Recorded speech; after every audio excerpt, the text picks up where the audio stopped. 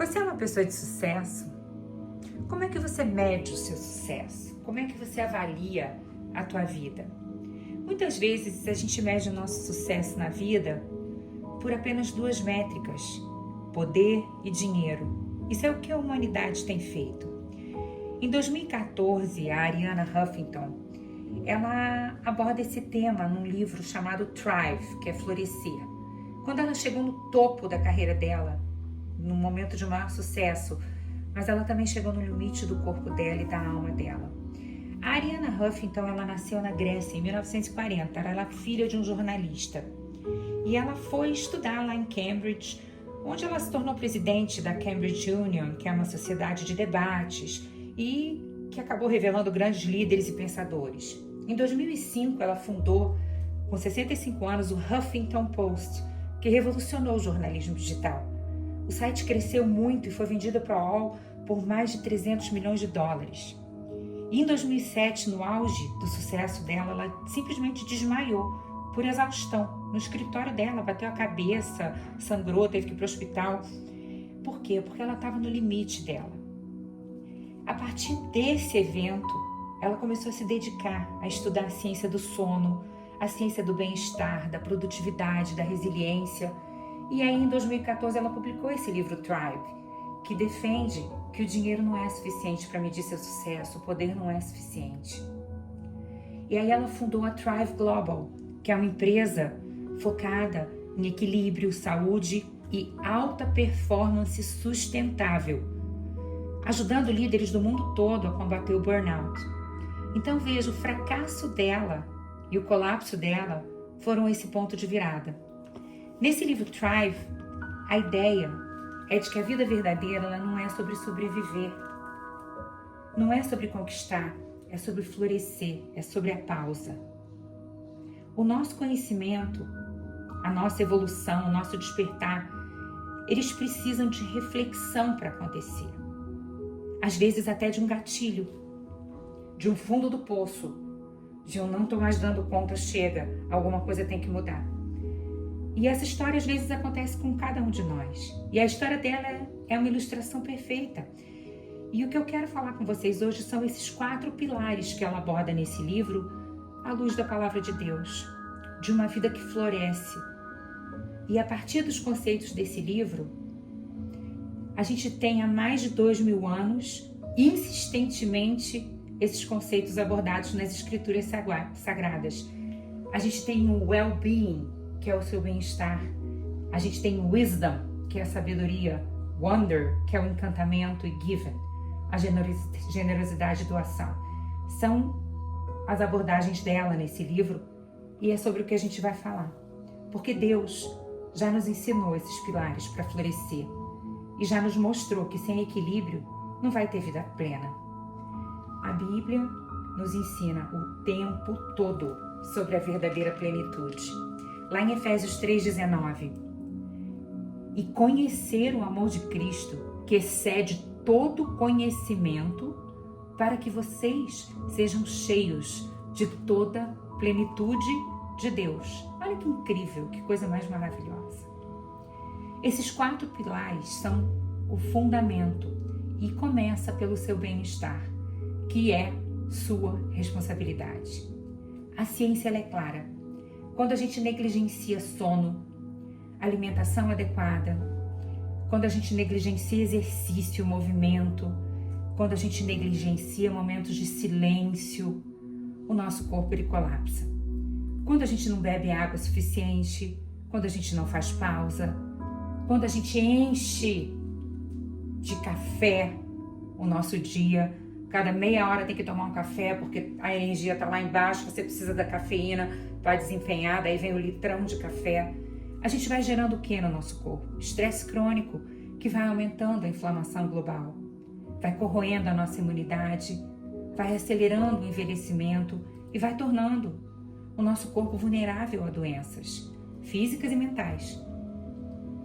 O corpo humano ele precisa de ciclos de descanso profundo para restaurar a função cognitiva, para regular o hormônio, para fortalecer a sua memória.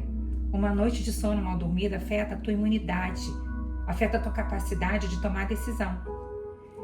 E se a gente for olhar, Deus, ele nos deu um corpo perfeito. Lá em 1 Coríntios 6,19, somos templo do Espírito Santo. O Espírito Santo, ele habita em nós. Deus habita em nós. E a gente vai dar para ele o quê? Uma casa ruim, uma casa toda estragada, sem reboco nas paredes, sem porta, uma casa ruim no teto, que é o que a gente tem feito com o nosso corpo, às vezes levando o nosso corpo no limite.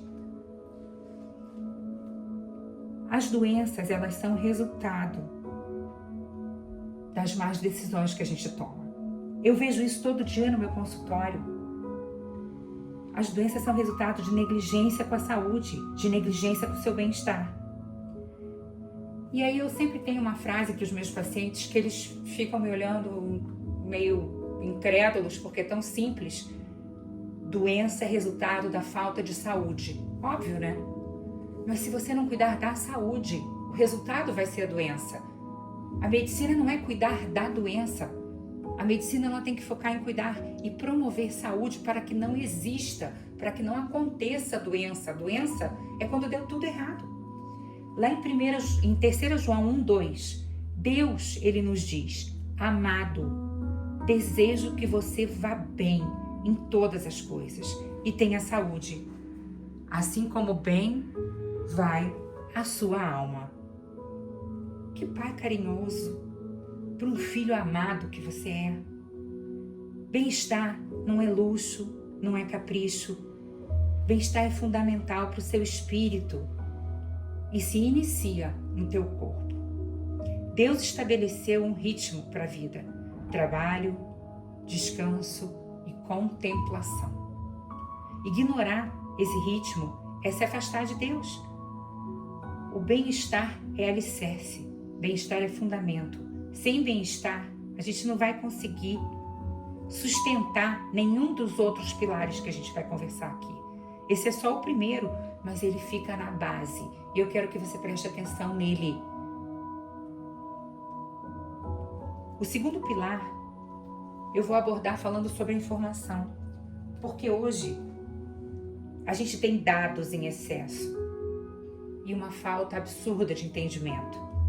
A neurociência, ela mostra que as decisões sábias, elas não vêm da razão fria nem da emoção intensa, mas da integração e do equilíbrio entre essas duas. Teu córtex pré-frontal e teu sistema límbico, eles precisam estar juntos e equilibrados, com os neurotransmissores adequados e uma balança divina que eu brinco de GABA e glutamato. Ter serotonina, noradrenalina, dopamina, tudo tem que estar reguladinho para que a gente possa ter a emoção no tamanho certo e a razão na medida correta. Lógica e emoção em sintonia vão gerar sabedoria, que é o segundo pilar. A gente tem conhecimento de sobra, mas a informação ela só vai gerar transformação se for analisada por uma mente que está equilibrada, a partir de um coração curado e tocado por Deus, num corpo bem tratado. Não é difícil. E a Bíblia ela nos lembra: transformem-se pela renovação da sua mente, lá de Romanos 12:2. Tiago 1 é um texto que eu adoro das Escrituras. Ele aconselha: se alguém tem falta de sabedoria, peça a Deus, que a todos dá liberalmente. E na sequência a Bíblia continua nos exortando para que a gente não seja como a onda do mar. A sequência do versículo ela fala que a gente deve pedir sabedoria e diz: peça, porém, sem duvidar, pois aquele que duvida é semelhante à onda do mar, levada e agitada pelo vento. Não pense tal pessoa que receberá do Senhor alguma coisa, sendo indecisa e inconstante em tudo o que faz. Você tem sentido que você é uma onda do mar, que está indo e voltando, não sabe direito o que pensar? Mas Deus tem a solução. Tenha convicção enraizada na palavra de Deus. Seja guiado pelo Espírito Santo. Busque a sabedoria. Eleanor Roosevelt, ela é uma provável autora de uma frase que eu adoro. Mentes pequenas discutem pessoas. Mentes medianas discutem eventos, mas as mentes grandiosas discutem ideias. Discutir, falar sobre essas coisas. O que você tem falado? Você tem falado sobre as pessoas? Você tem falado sobre os eventos? Ou você tem falado sobre ideias? Porque a Bíblia nos diz lá em Provérbios 18, 21, a morte e a vida estão no poder da língua. As palavras que você tem falado, sobre o que você tem falado, são as suas sementes. E é isso que vai brotar. Geralmente germina da terra aquilo que a gente planta. Sempre lembra disso. As suas palavras são sementes. E que mente que você tem? Uma mente que discute pessoas, eventos ou ideias? A informação é o que vai te transformar se você deixar. Toda essa informação que tem hoje disponível para nós no mundo, ela é totalmente inútil se você ficar rolando a tela e não transformar isso em sabedoria. A sabedoria bíblica, ela vai além do teu intelecto. Ela vai unir o conhecimento com o discernimento e o temor do Senhor. Sabedoria é um dom de Deus. Em Provérbios 9, 10, o temor do Senhor é o princípio da sabedoria. A sabedoria divina, ela vai nos ajudar a atravessar crises sem a gente perder o propósito. Ela vai nos lembrar que nada é permanente, nem a dor, nem a vitória. Tudo passa, mas o propósito de Deus permanece. Provérbios 4, 7. A sabedoria é a coisa principal. Adquire, pois, a sabedoria. Sim, com tudo o que possuis, adquire o entendimento. O que está sendo escrito aqui para nós? O que Deus está falando? Para você usar todos os seus recursos, financeiro, de tempo, todos os recursos que você possui. Com tudo o que possuis, adquire o entendimento. Busque a sabedoria, peça, se vira. Faça da sabedoria o seu maior bem. Tendo sabedoria, você vai desenvolver o outro pilar importante, que é o encantamento. Sem sabedoria, a gente não desenvolve o terceiro pilar. Então, a gente veio do bem-estar, entendeu sobre a sabedoria, e essa sabedoria ela vai nos levar ao encantamento, que é o wonder, que é se maravilhar, é ser capaz de perceber o extraordinário que está diante de você em cada momento da tua vida. Na natureza, na arte, nas pessoas, nas experiências, no seu dia a dia, no seu caminho para o trabalho. Se encante com esse mundo que está à tua volta. Para de olhar só para o que está dando errado, para o que está quebrado, para o que está faltando. Deem graças o tempo todo, é isso que a Bíblia nos diz. Agradeçam pela capacidade de contemplar o divino em cada momento. Tenham sabedoria para se encantar pela jornada. Aproveita a paisagem enquanto você está indo para o teu destino. É na viagem que você se transforma e não na sua chegada. Contemplação, mindfulness, encantamento, eles vão reduzir a ansiedade, vão ampliar a tua percepção do tempo e aumentar a tua generosidade.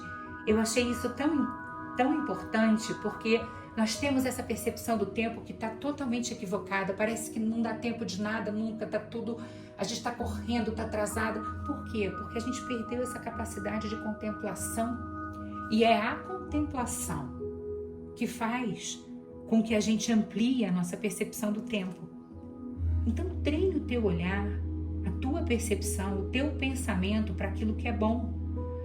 Tudo que é bom, nisso pensai. Texto batidíssimo de Filipenses 4:8. O encantamento, ele desperta em nós a capacidade de sonhar, de reacender a nossa esperança. E aqui eu quero fazer um parênteses, porque é isso que a notícia, a mídia, a televisão, o jornal, tudo tem roubado de você todos os dias. A tua esperança, a tua confiança.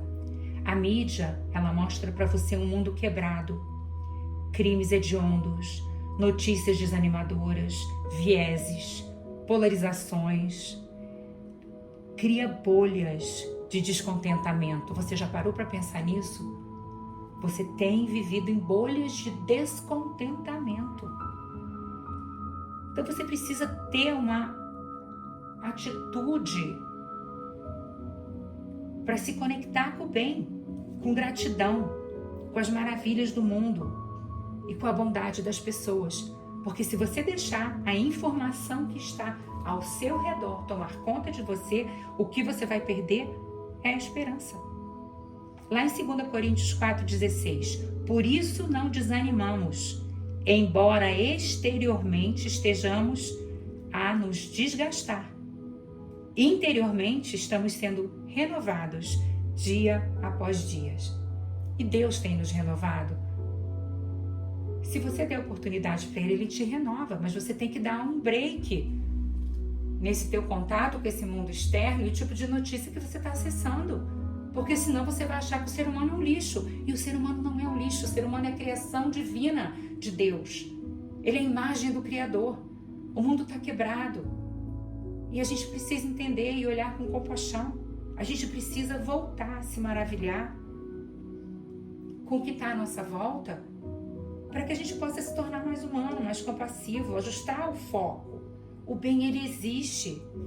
Só que o mundo em torno de você não quer que você veja o bem, porque ele quer que você tenha desesperança. No Salmo 8, quando contemplo os céus, obras dos teus dedos, a lua e as estrelas que ali firmastes, o que é o homem para que dele te lembres? Deus é maravilhoso, a criação é extraordinária.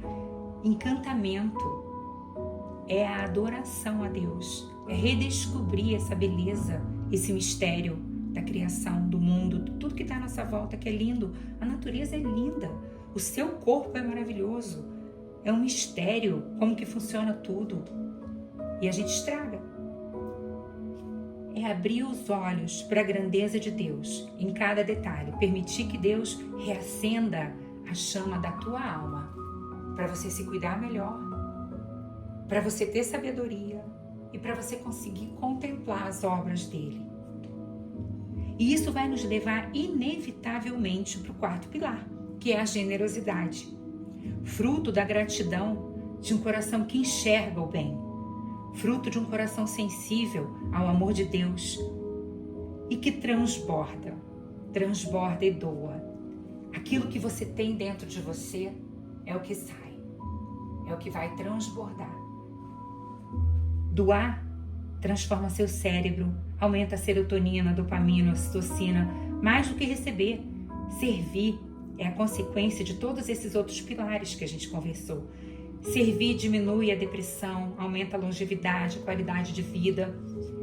E a literatura, ela é muito abundante. Eu fiz um levantamento rápido de artigos e publicações e livros, né, sobre, todos indexados sobre o servir, o voluntariado. Tem mais de 7.000 artigos, meta-análises, duplo cego, randomizado. Tem muito trabalho mostrando os benefícios para a tua saúde física, para a tua saúde mental, para o teu bem-estar, para a tua longevidade, quando você serve, quando você ajuda o outro.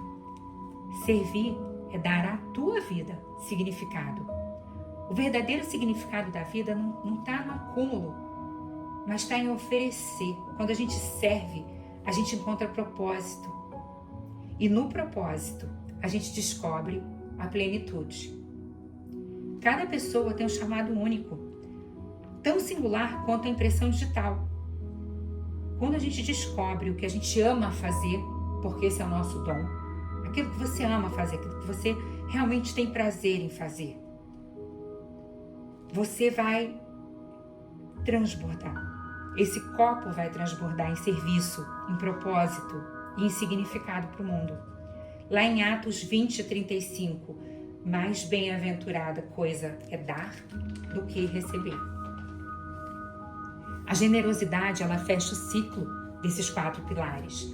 Não basta você estar saudável, você ser sábio, estar maravilhado com o mundo, você precisa compartilhar esse teu estado de flow, esse teu flourishing, esse teu florescer. Doar tempo, recurso, amor. A tua energia, doar a tua atenção, o teu olhar, a tua presença. É ser canal de graça no mundo que está carente de esperança. A nossa vida ela deve ser medida, não pelo que a gente acumula, mas pelo que a gente entrega, pela diferença que a gente pode fazer. Então, quando a exaustão chegar, volte para o bem-estar de Deus. Respire, descanse, se alinhe ao ritmo de Deus. Quando você não souber que decisão tomar, peça a Deus sabedoria. Ele dá liberalmente, está escrito lá. Quando a vida parecer pesada, busque esse encantamento. Mindfulness, olha o mundo à tua volta, mude a tua lente, ajuste o teu foco para o que é bom. Pratique a gratidão, contemple a criação e olhe para a cruz para recordar a eternidade. Quando você sentir que nada tem sentido, se doe, sirva alguém, semeie esperança, floresça, cresça no deserto, viva tudo que Deus já sonhou para você. Essa é a minha oração.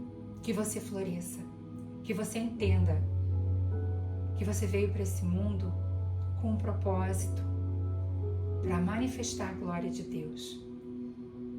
Que Deus te abençoe essa semana, em nome de Jesus. Amém.